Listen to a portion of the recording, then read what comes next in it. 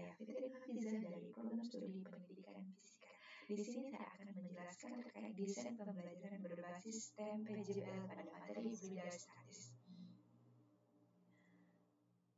Perlu kawan ketahui bahwa STEM itu adalah kependekan dari sains, teknologi, engineering, dan matematik.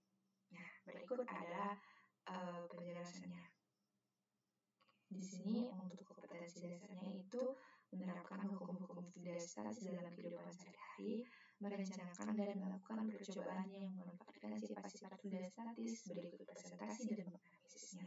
Oke, di sini saya menggunakan pendekatan STEM dengan model pembelajaran project based learning dan metode pembelajaran diskusi, eksperimen, dan simulasi.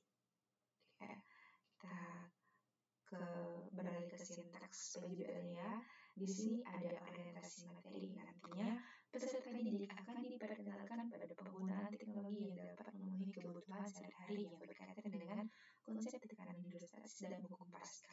Nah, di sini untuk sainsnya itu berkaitan dengan konsep tekanan hidrostatis dan hukum Pascal. Kemudian di sini saya menggunakan contoh teknologi yaitu ekskavator hidrolik. Selanjutnya itu ada perencanaan proyek. Nantinya peserta didik akan dibagi menjadi beberapa kelompok kecil dan menganalisis prosedur ilmiah. Nantinya mereka akan menganalisis hubungan kedalaman terhadap zat antara cair dan tekanan hidrostatis. Kemudian hubungan antara gaya tekan pada penghisap dengan luas penampak kecil terhadap gaya dorong penghisap. Selanjutnya itu ada pembuatan model. Nah, nantinya peserta didik membuat desain sesuai hasil yang telah didiskusikan dan mengidentifikasi alat dan bahan yang dibutuhkan. Kemudian mereka akan menyusun timeline kegiatan proyek agar kegiatan eksperimen proyek mereka itu akan berjalan dengan lancar. Selanjutnya ada bikin proyek. Nantinya mereka akan merancang dan membuat ekskavator hidrolik dari alat yang bahan yang telah diidentifikasi. Nah, ini termasuk dari proses engineering. Kemudian nantinya peserta didik akan merangkai alat dan bahan sesuai dengan desain yang telah dibuat. Selanjutnya mereka akan melakukan percobaan sesuai prosedur ilmiah. Melakukan percobaan sesuai prosedur ilmiah juga termasuk proses dari engineering. Kemudian mereka akan mengidentifikasi skala produk yaitu diameter, luas penampak, volume dan tekanan yang diberikan dan daya dorong yang dihasilkan. Kemudian mereka akan mencatat data dari hasil percobaan. Sintaks selanjutnya itu ada pengujian.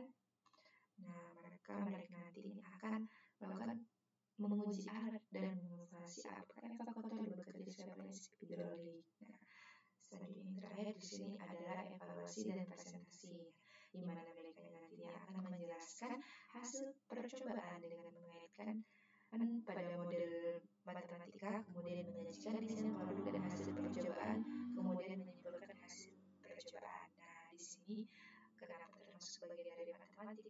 Karena mereka itu mengaitkan dengan model matematika.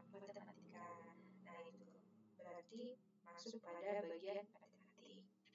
Nah, di sini saya tegaskan lagi ada bagian sains yang tadi yaitu berkaitan pada materi pada konsep tekanan hidrostatis dan hukum Pascal, di mana tekanan hidrostatisnya itu hubungan antara kedalaman zat cair terhadap tekanan hidrostatis. Kemudian yang hukum Pascalnya itu hubungan antara gaya tekan pada penghisap dengan luas penampak kecil terhadap gaya dorong penghisap. Nah, untuk teknologinya itu tadi ekskavator hidrolik.